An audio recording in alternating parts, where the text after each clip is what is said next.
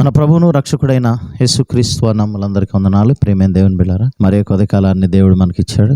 ఈ ఉదయకాలంలో వాక్యమును ధ్యానించుకుందాం. వాక్యాంశము నవీన స్వభావము ధరించుకోవాలి. నవీన స్వభావం ధరించుకోవాలి. ప్రియమైన దేవుని బిడ్డలారా, దేవుని లేఖనాలను మనం పరిశీలిద్దాం. ఎఫెసీయులకు రాసిన పత్రిక 4వ అధ్యాయము 22, 23, 24 వచనాలు చదువుకుందాం. కావున మునుపటి ప్రవర్తన విషయంలోనైతే మోసకరమైన దురాశ వలన చెడిపోవు మీ ప్రాచీన స్వభావమును వదులుకొని మీ చిత్తవృత్తి యందు నూతన పరచబడిన వారై నీతియు యథార్థమైన భక్తియు గలవారై దేవుని పోలికగా సృష్టింపబడిన నవీన స్వభావమును ధరించుకొనవలెను. ప్రియమైన దేవుని బిడ్డలారా, మనం గమనించినట్లయితే ఇక్కడ ప్రాచీన స్వభావము, నవీన స్వభావం అని రెండు మాటలు కనిపిస్తున్నాయి. ఈ ప్రాచీన స్వభావం అంటే ఇక్కడ మూల భాషలో ఫుట్ నోట్లు ఏముందంటే ప్రాచీన పురుషుడు అని ఉంది. ప్రియమైన దేవుని బిడ్డలారా, మరి ఈ నవీన స్వభావం అంటే నవీన పురుషుడు అని ఉంది. అంటే పాత పురుషుడు, కొత్త పురుషుడు. పాత పురుషుడు అంటే ఏంటి? ప్రియమైన దేవుని బిడ్డలారా, కొలసీల్లో చెప్తాడు 3వ అధ్యాయంలో 9-10 వచనాలు. ఒకరితో ఒకడు అబద్ధం ఆడకుడు ఏలయనగా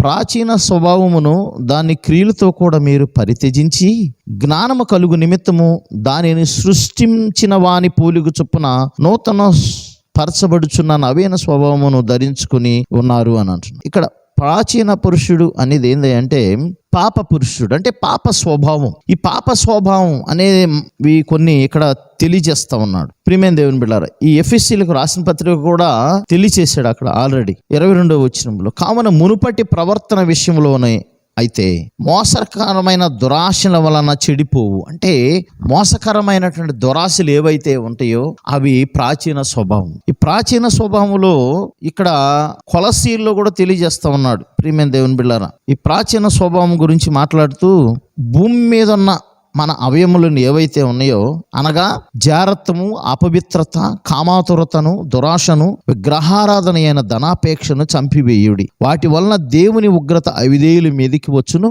పూర్వం వారి మధ్య జీవించినప్పుడు మీరును వీటిని అనుసరించి నడుచుకుంటారే అంటున్నాడు. అంటే పూర్వం అంటే అదే పాత పురుషుడు. పూర్వం అప్పుడు వీటన్నిటిని బట్టి మనం అనుసరించి నడుచుకున్నాం. చెడ్డ క్రియలు చేసాం, పాపం చేసాము, వ్యభిచారం చేసి ఉండొచ్చు, జారత్వం చేసి ఉండొచ్చు, దొంగతనాలు చేసి ఉండొచ్చు, హత్యలు చేసి ఉండొచ్చు. అనేక రకాలైన స్వభావం, అనేక విధాలుగా ఆయా విధానాలను బట్టి ప్రతి మానవుడు కూడా కనీసం ఫిజికల్గా చేయలేకపోవచ్చు, కానీ మరి ఆలోచనల విషయంలో తప్పిపోయి ఉంటారు ఖచ్చితంగా, చెడ్డ క్రియలు, చెడు ఆలోచనలతో. కాబట్టి ప్రియులారా, మరి అది పాత స్వభావం, పాత పురుషుడు అంటున్నాడు. కాబట్టి మరి నవీన స్వభావం అంటే ఏంటి? ఇక్కడ దేవుని పోలిక సృష్టింపబడిన నవీన స్వభావం అంటున్నాడు.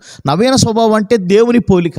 దేవుని పోలిక అంటే ఏంటి? మనం గలతీ రాసిన పత్రికలో ఆత్మ ఫలము అంటాడు. అది దేవుని పోలిక. దేవుడు ఏం కలిగి ఉంటాడు? ప్రియమైన దేవుని బిడ్డ, ఒకసారి గలతీ రాసిన పత్రిక 5వ అధ్యాయము 22 వచనాలు మనం గమనించినట్లయితే, అయితే ఆత్మఫలం ఏమనగా ప్రేమ, సంతోషము, సమాధానము, దీర్ఘశాంతము, దయాళుత్వము, మంచితనము, విశ్వాసము, సాత్వికము, ఆశా నిగ్రహము.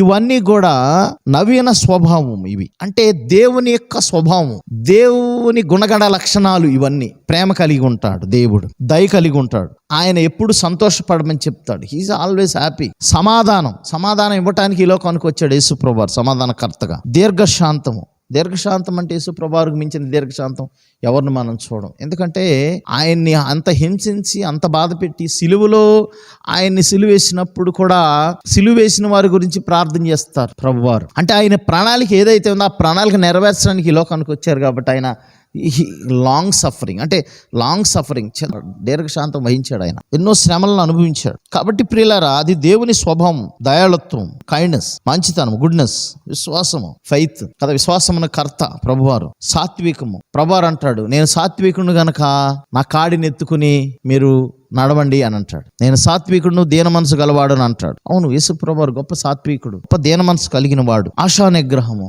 సెల్ఫ్ కంట్రోల్ అంటారు. ఆయన ఈ లోకంలో శరీరంతో కలిగి ఉన్నాను, కానీ ఏ పాపము ఆయన చేయలేదు, ఏ పాపము చేయలేదు. కాబట్టి సెల్ఫ్ కంట్రోల్. ప్రియమైన దేవుడు, ఇవన్నీ దేవుని లక్షణాలు. ఆ లక్షణాలు మనం కలిగి ఉండటమే నవీన స్వభావం. కాబట్టి ప్రియమైన దేవుని బిడ్డలారా, మరి ఈ నూతన సంవత్సరంలో ఇలాంటి ఆత్మ ఫలాలు ఫలించాలి. మన ఆత్మీయ జీవితంలో మరి ఫలము ఫలించాలి. ఫలము లేనటువంటి చెట్టు ఉపయోగం లేదు, నిరుపయోగం. అట్లాగే మన ఆత్మీయ జీవితంలో క్రైస్తవులుగా ఉండి ఫలాలు లేనటువంటి ఆత్మీయ జీవితం వ్యర్థము.